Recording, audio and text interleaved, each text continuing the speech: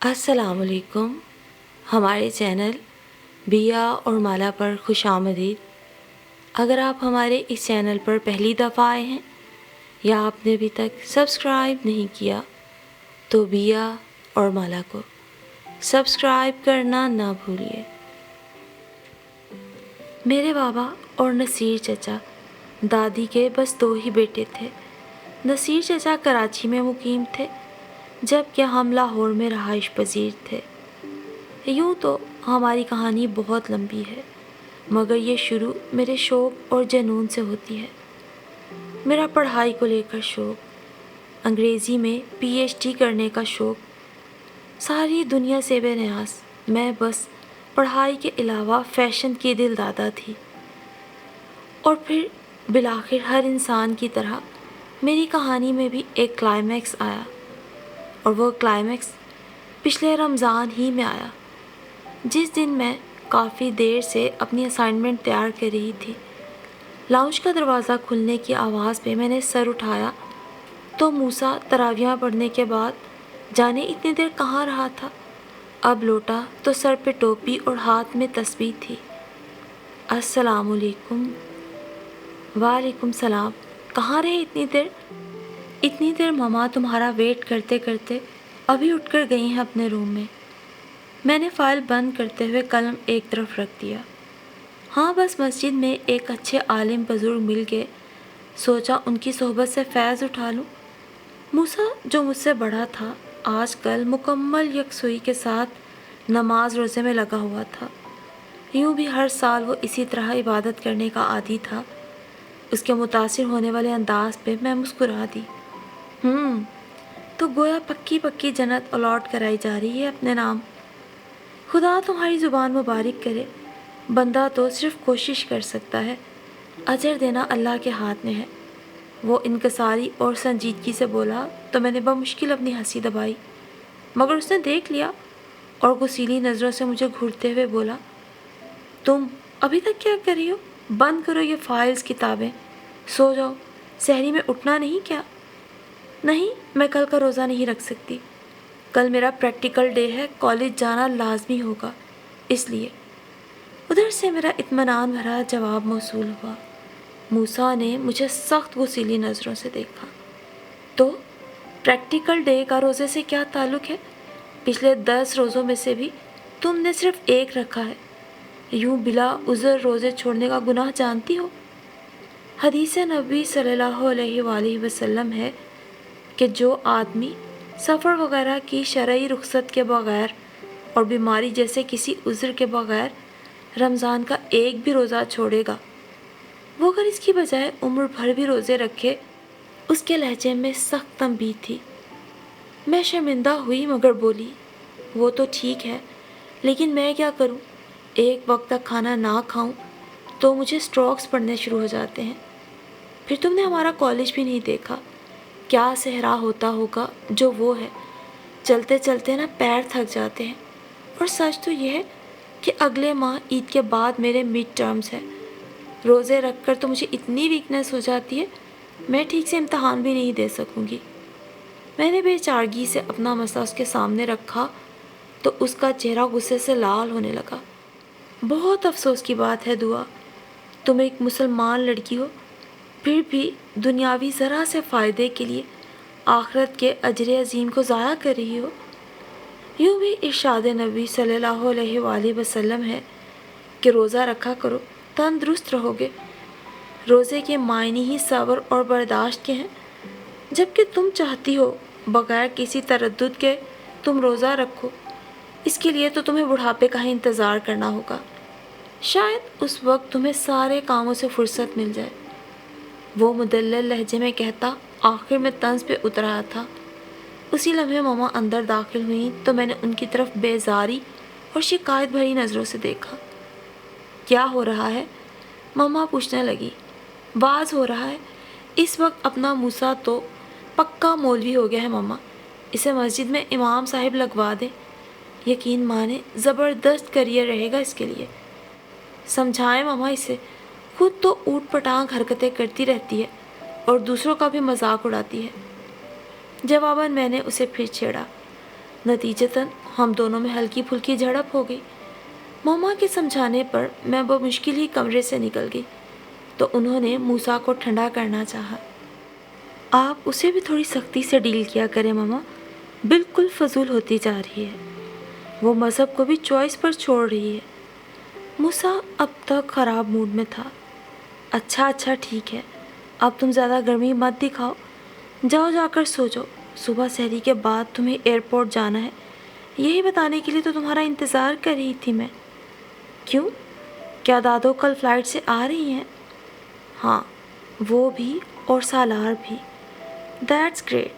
सालार का सुन के वो खुश हो गया। सालार हमारे छोटे चचा का बेटा था और मूसा का बहुत अच्छा दोस्त भी। फिर दादो की आमद खासी खुशी का बाइस थी, मगर 2 दिन में ही मेरी खुशी तो काफूर हो गई। उनकी सख्ती के बाइस मुझे रोज़ाना सहरी में उठना पड़ता। रोज़ा रखना ही कुछ कम मुश्किल नहीं था, उस पर 5 वक्त की नमाज और तरावी तो मुझे तकाने ही लगी। उफ मम्मा, मैं तो फोत हो जाऊंगी इस तरह। बुरी बात दुआ, अब तुम बच्ची नहीं हो, ऐसी बातें नहीं करते। कुछ अल्लाह का खौफ भी जहन में रखा करो। तुम्हारी दादो तुम्हारे भले के लिए ही तो कहती हैं। हाँ, सबको मेरी ही भलाई की फ़िक्र है। वो मूसा ही कुछ कम नहीं था, अब ये दादो और सालार भाई आगे। सच, दादो की नज़रों से बचो तो वो मुझे दर्द देने लग जाते हैं। सारे के सारे मुल्ला और मौलवी ना इसी ख़ानदान में पैदा करने थे अल्लाह मियाँ को। मैं उस वक्त सख्त गुस्से और झुंझलाहट का शिकार थी। मम्मा ने पलटकर मुझे इंतहाई सख्त नज़रों से घूरा। ज़्यादा ना फजूल बातें मत किया करो, ख़ास तौर पे सालार के सामने। कैसा सुलझा हुआ लड़का है, साथ ही दीनदार भी, तालीम याफ्ता, बाइखलाक। ऐसे रिश्ते बार बार नहीं मिलते। और तुम्हारी दादो ना इसीलिए यहाँ आई हैं कि तुम्हें ज़रा देख परख लें। अब तुम अगर इस तरह की हरकतें करोगी ना तो क्या इम्प्रेशन लेकर जाएंगे वो। ना उनकी बात का मुझे असर लेना है और ना मुझे इस मामले में ना कोई दिलचस्पी है। मैं अभी तक बेजार ही खड़ी थी। आपका क्या ख्याल है, मुझे क्या करना चाहिए? मुझसे नहीं होता नमाज रोज़ा तो क्या करूं? झूठा नाटक करूं उनके सामने? सर पे चादर लपेटे मुसल्ले पे दिन गुजारूं? जब मेरा दिल इबादत में लगता ही नहीं तो दिखावा क्यों? बहुत बुरी बात है दुआ। मेरे कहने का ये मतलब नहीं कि तुम मुनाफिकत करो। तो ये सब आप मुझे बचपन से बताती ना। मूसा को तो स्कूल लाइफ से ही किसी मजहबी लड़के की कंपनी मिल गई, वो सुधर गया, मगर मुझे ऐसा कोई मिला ही नहीं जो हिदायत की राह दिखाता। खुद आपने मम्मा कभी बाकायदा नमाज पढ़ी ना रोज़े रखे। बचपन में आपने हमें कभी रोज़े रखने की इजाज़त नहीं दी कि वीकनेस हो जाएगी, बड़े हो के रखना। अब बड़े होकर हमें आदत नहीं रही, वो टेम्परामेंट नहीं रहा, तो इसमें मेरा क्या कसूर? उस पर मुश्किल हो गई है कि सालार भाई भी दादो की फ़ोटोस्टेट कॉपी हो गए हैं। उधर दादो का बस नहीं चलता था कि मुझे एक दिन में बहुत नेक लड़की बना दे। साफ गोई को बदजुबानी की हद तक मैंने अपना रखा था। मेरे बाबा अपने भतीजे सालार के हक़ में फ़ैसला सुना चुके थे तो मम्मा घबराती थी कि सालार की वालिदा यानी उनकी देवरानी खुद भी खासी तेज़ खातून थी, तो मेरे और उनके दरमियान तो हमेशा जंग ही छिड़ी रहने का इम्कान था। इसीलिए वो हर वक्त अब मुझे समझाती रहती थी, बहुत लंबी ज़ुबान है तुम्हारी दुआ, कोई बात नीची भी रख लिया करो। आज माँ को पटर पटर जवाब देती हो, कल सास के साथ भी यही लक्षण होंगे तुम्हारे। ये तो हकीकत है मम्मा, मुझे किसी की सुनने की आदत नहीं। याद है बचपन में आप मुझे बाकायदा ट्रेंड किया करती थी कि फ़लाँ को ना ये जवाब देना, अगर वो ये कहे मुंह पे मारना उसके। ये सारा कॉन्फिडेंस मुझे आपने ही तो सिखाया है। मैं इत्मीनान से बोली तो मम्मा अपनी मायूसी और गुस्सा ज़्यादा देर काबू ना रख सकी, फिर खुद ही किचन से निकल गई। कमाल है, हमारे बड़े भी अजीब हैं, पहले बोलना सिखाते हैं फिर ज़ुबान बंदी का हुक्म जारी कर देते हैं। मैं भी कंधे उचकाती जिस लम्हे किचन से बाहर निकल रही थी, हाथ में एक मोटा सा सेब था।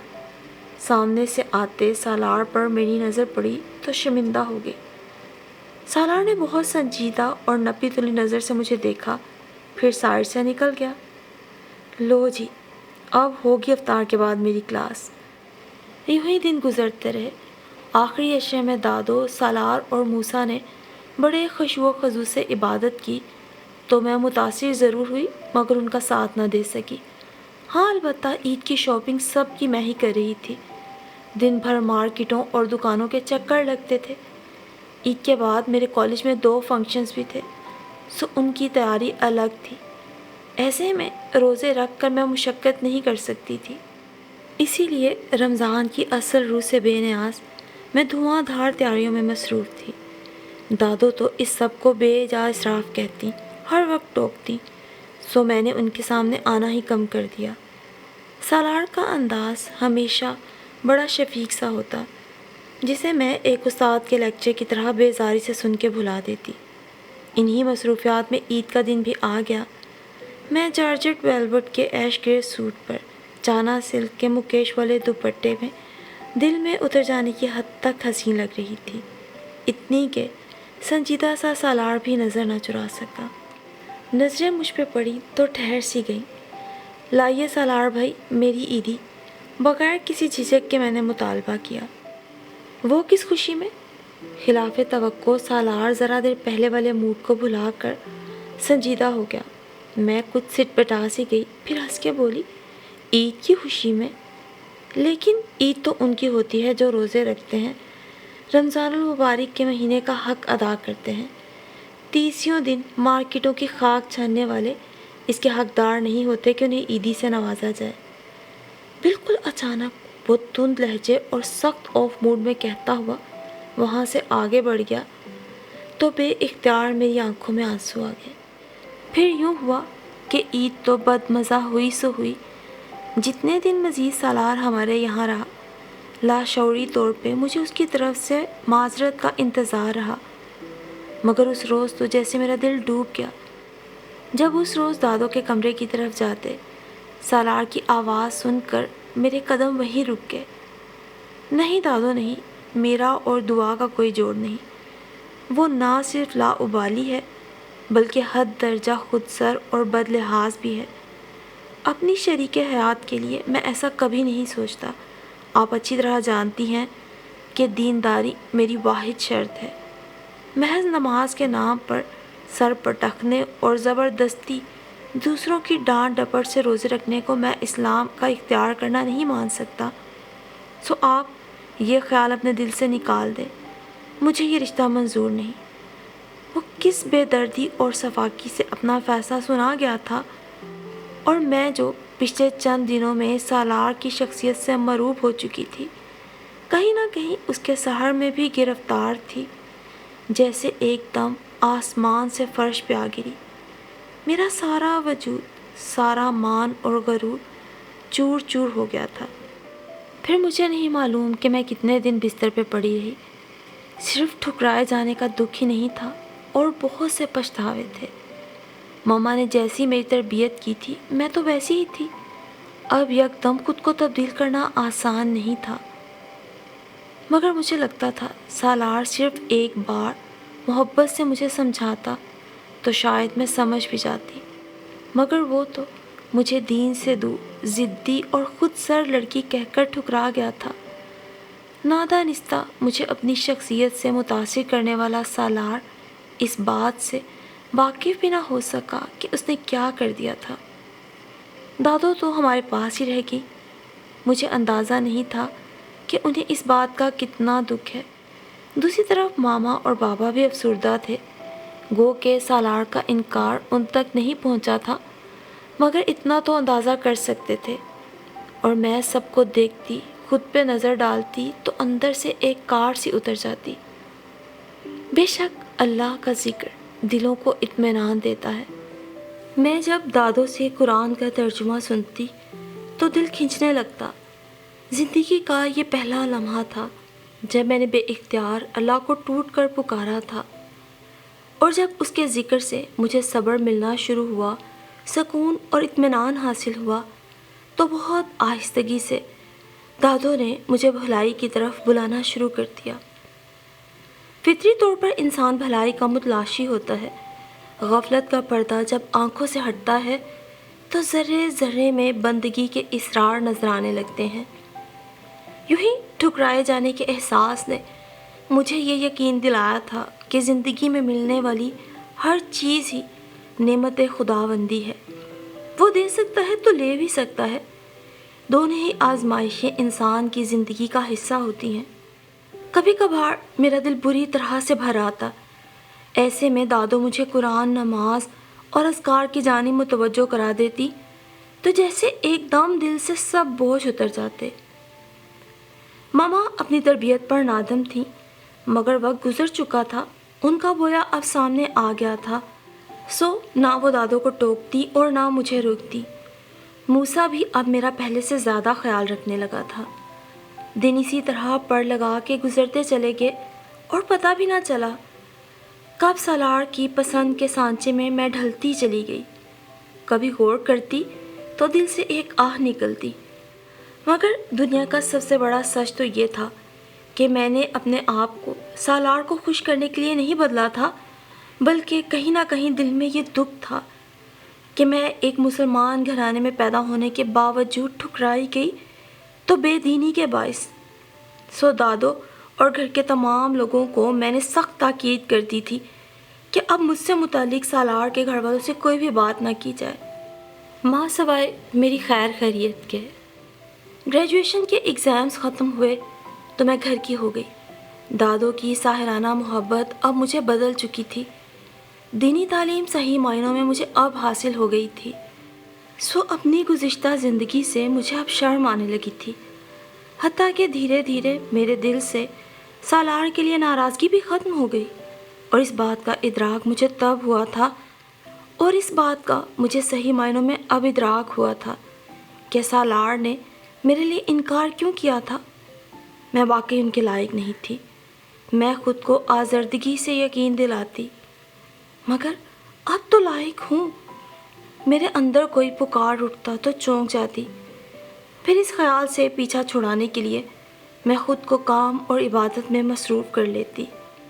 ماما جو پہلے مجھے دیکھ کے خوش رہتی تھیں، دھیرے دھیرے انہیں احساس ہوا کہ میں بالکل ان سوشل ہوتی جا رہی ہوں۔ صحیح کو صحیح کہنے کی عادت تو مجھے پہلے بھی تھی، اب غلط کا بھی ادراک ہو چکا تھا، سو میرے دلائل مضبوط ہوتے تھے۔ آج کل ایسی لڑکیوں کی ڈیمانڈ ہی کہاں ہے، اس کا کیا ہوگا، یہ فکر اب ہمہ وقت ماما کے ذہن پہ سوار رہتی۔ کبھی کبھار وہ مجھے سمجھاتی تو بجائے ہمیشہ کی طرح صاف صاف انہیں سنا دینے کے، میں نرمی سے دلائل سے انہیں قائل کرتی، کیونکہ غیر شرعی کام میں والدین کی فرما برداری کی ممانعت ہے، سو میں انہیں سمجھا بجھا کر پھر سے اپنے فیصلے پہ ڈٹ جاتی۔ دن یوں ہی گزرتے رہے کہ اچانک موسیٰ کے لیے ماما کو ایک لڑکی پسند آ گئی۔ وہ بالکل موسیٰ کی ہم مزاج تھی، میں اس سے ملی تو خوش ہو گئی۔ موسیٰ ایسی ہی کسی صوم و صلات کی پابند، دیندار، باحیا، باکردار لڑکی کی سنگت کے خواب بن رہا تھا۔ میں اسے دیکھتی تو سوچتی، واقعی سالار کا فیصلہ غلط نہیں تھا۔ اگر اس وقت مجھے سالار سے منسوب کر دیا جاتا تو وہ بیچارہ کبھی بھی میرے ساتھ خوش نہ رہ سکتا۔ اور اب پھر ایک انجان آواز میرے دل سے ابھرنے لگتی۔ موسیٰ کے سسرال والوں کو جلدی تھی، سو بالکل اچانک اس کی تاریخ طے کر دی گئی۔ بیچ میں میرے یونیورسٹی میں ایڈمیشن کا سلسلہ بھی تھا، ساتھ ہی رمضان بھی، مگر اب میں پریشان نہیں ہوتی تھی۔ ساری تیاریوں میں نے ماما کا بھرپور ساتھ دیا اور اپنا ٹیسٹ بھی بھرپور نمبروں سے پاس کیا۔ رمضان میں اہتمام سے عبادت بھی کرنے لگی۔ 10ویں روزے کے بعد سے گھر میں مہمانوں کی آمد و رفت شروع ہو گئی تھی، کیونکہ زیادہ تر رشتہ دار دوسرے شہروں سے آئے تھے، لہٰذا گھر کا کام بڑھ گیا، مگر پھر بھی میں ماما کا دایاں ہاتھ بنی رہی۔ لیکن ایک شام جیسے میری ساری حسیات آنکھوں میں سمٹ آئیں، وہ سالار ہی تھا۔ پورے 2 سال بعد اسے دیکھا تھا، میری آنکھوں میں آنسو آنے لگے، بوندیں تسلسل سے گرنے لگیں۔ اس وقت میں عشاء کی نماز پڑھنے جا رہی تھی، قدم سست پڑ گئے، مگر جو ہی سالار نے مجھے دیکھا میں ٹھہر نہ سکی۔ تراویح اور نماز کے بعد جائے نماز سے جیسے اٹھنے کو دل ہی نہیں چاہ رہا تھا، بار بار دل بھرنے لگا تو بالآخر میں رو ہی پڑی۔ بہت سا درد تھا جو بہا دینا چاہتی تھی۔ نماز پڑھ کر سکون تو مل گیا تھا، مگر اندر ہی اندر جیسے رونے کے باعث رگیں کھنچ گئی تھی۔ سالار دنیا کا پہلا انسان تھا جس نے مجھے خواب دیکھنے سکھائے تھے، جو میرا آئیڈیل بنا تھا اور جس نے بالآخر میرا دل بھی توڑ دیا تھا۔ لیکن اس میں اس کا کوئی قصور نہیں تھا، یہ اب میں سمجھ چکی تھی۔ بس پھر کیا، شادی تک اس کا سامنا کرنا تھا، سو میں گڑ گڑا کر دعائیں کر رہی تھی کہ یا اللہ میرا بھرم قائم رہ سکے، اور اس کے لیے مجھے ہر ممکن کوشش بھی کرنا تھی۔ البتہ دوسری طرف سالار کی حیرت دیدنی تھی۔ کتنی ہی بار اس نے دادو سے پوچھا تھا، یہ اپنی دعا ہے نا دادو، آپ نے اسے کیا بنا دیا؟ وہی جو اسے بننا چاہیے تھا۔ دادو تفاخر سے بولتی تو وہ خجل سا ہو جاتا، اور یقین مانیے پھر مجھے پتہ نہیں چلا کب اور کیسے گھر میں کھچڑی پکی۔ مما نے آخری عشاء سے پہلے ہی نصیر چچا کی پوری فیملی کو بلوا لیا تھا۔ میرا ماتھا ٹھنکا ضرور، مگر میں نے زیادہ دھیان نہ دیا کہ ٹھیک 2 دن بعد دادو نے مجھے اپنے کمرے میں بلا کر ڈھیروں ادھر ادھر کی باتوں کے بعد سالار کا تذکرہ چھیڑ دیا، جو ذرا دیر بعد اس عقدے پر جا کر رکا کہ اب وہ مجھ سے شادی کرنا چاہتا ہے۔ جی دادو، سالار بھائی اور مجھ سے؟ میں شوق تھی۔ اب اس قدر بھائی بھائی کرنے کی ضرورت نہیں، لڑکی ہم نے تمہاری بات پکی کر دی ہے اس سے، اور اب اسی سلسلے میں تمہارے چچا یہاں آ رہے ہیں۔ دادو انکشاف پہ انکشاف کیے جا رہی تھی۔ مجھ پر لمحے بھر کے لیے شادی مرگ طاری ہوگی، دوسرے ہی لمحے جیسے مجھے ہوش آیا، مگر سالار بھائی تو مجھے ریجیکٹ کر چکے تھے دادو، اب وہ کس لیے مجھے اپنانا چاہتے ہیں؟ میرے لہجے میں دکھ اور خفگی تھی۔ دادو سنجیدگی سے مسکرا دی۔ اس نے تمہیں ریجیکٹ نہیں کیا تھا بیٹا، در حقیقت تمہارے برے اطوار اسے ناپسند تھے، اور انہیں تو اب تم چھوڑ چکی ہو۔ یوں بھی اس نے یہ 2 سال بڑے صبر سے تمہارا انتظار کیا ہے۔ میں نے اسے یہاں سے جانے سے پہلے یقین دلایا تھا کہ تم بری نہیں ہو، بس تمہیں ہدایت کی ضرورت ہے، اور یہ بھی کہ ایک دن تم اپنے اصل کی طرف ضرور لوٹو گی۔ بیٹا، اسی امید پر سالار نے 2 سال تمہارا انتظار کیا ہے۔ شاید تمہیں علم نہیں، وہ بھی تمہیں آج تک دل سے نہیں نکال سکا۔ بعض جذبے ہماری استقامت کا امتحان ہوتے ہیں۔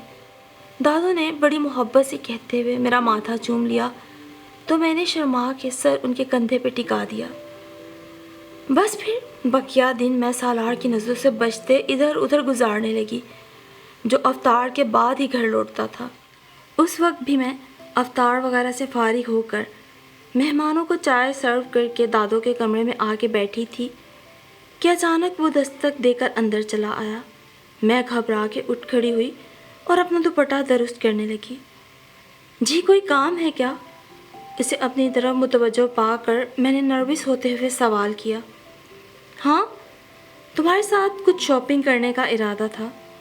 سنا ہے اب تمہیں عیدیں منانے کا وہ جنون نہیں رہا، حالانکہ اب تو تم ڈیزرو کرتی ہو کہ جوش و خروش سے عید مناؤ۔ دلکشی سے مسکراتا وہ میرے پاس آ کر رکا اور میرا سر جیسے جھکتا جا رہا تھا۔ میں نے کچھ کہنا چاہا مگر کہہ نہ سکی تو وہی بولا، تھینکس دعا، تم نے میرا ساتھ قبول کر لیا، ورنہ مجھے تو یقین تھا اس بار تم مجھے ریجیکٹ کرو گی۔ ظاہر ہے بھئی، میں نے تمہیں ہرٹ کیا، اب تمہارا اکڑنا بنتا تھا، اور مجھے یقین تھا اب مجھے کئی سال کا بن باز کاٹنا پڑے گا، مگر وہ تو موسیٰ میری ہمت بندھاتا رہتا تھا، ورنہ تو دادو نے مجھے لان تان کرنے میں کوئی کسر نہ چھوڑی تھی۔ جذبوں میں گندھا لہجہ میری سماعتوں کو گلزار کیے جا رہا تھا۔ اتنے نئے انکشافات ہو رہے تھے کہ میں حیرت زدہ سالار کو دیکھنے لگی، یعنی کہ موسیٰ بھی ملا ہوا تھا اس سے، اور مجھے کبھی گمان بھی نہیں ہوا۔ اب اس طرح مت دیکھو، بڑی مشکل سے یہ دل قابو کیا ہے، شوخی سے اس نے بے دھڑک کہہ دیا تھا، اور میں بری طرح جھیم گئی۔ چلو تمہیں کچھ شاپنگ کرا لاؤں، چوڑیاں اور مہندی بہت سوٹ کرتی ہیں تمہیں، مگر یاد رکھو شادی کے بعد یہ سارا سنگھار صرف میرے لیے ہوگا، میں نہیں چاہتا جس طرح میرا دل بے قابو ہوا کسی اور کا ہو۔ بھائی دیکھو، میرے پاس تو چانس تھا نا تم سے شادی کرنے کا، جبکہ پلیز بس کریں۔ میں بری طرح پزل ہو گئی تھی۔ بے اختیار بولی تو وہ کہکا لگا کے ہنس پڑا۔ ذرا دیر بعد ہی گھر میں چاند نظر آنے کا شور اٹھا تو میں شرماتی دادوں کے پاس جا کے چھپ گئی، مگر آخر کو میرا چھپنا بیکار ہی رہا، کیونکہ سالار گھر کے بزرگوں سے اجازت لے کر مجھے اپنے ساتھ لے گیا تھا۔ اسے میرے لیے عیدی کا اور نکاح کا جوڑا خریدنے کے لیے میری مرضی درکار تھی۔ بس پھر کیا، یکم شوال کا وہ ابھرتا چاند ہم دونوں کے دلوں کو ایک دوسرے کی خبر دے رہا تھا۔ اور سچ کہوں تو وہ چاند صرف عید کا چاند نہیں تھا، بلکہ ہمارے لیے تو وہ آسمان پہ ابھرتا محبت کا ایسا چاند ثابت ہوا تھا جس کی روشنی سے اب تا حیات ہماری زندگیاں جگمگ جگمگ کرنے جا رہی تھی۔